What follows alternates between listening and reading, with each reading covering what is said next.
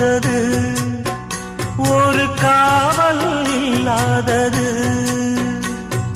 ஊதக்காத்தில் வஞ்சி மாது ஒத்தையிலே வாடும்போது போர்வை போல பொத்தி அணைப்பே.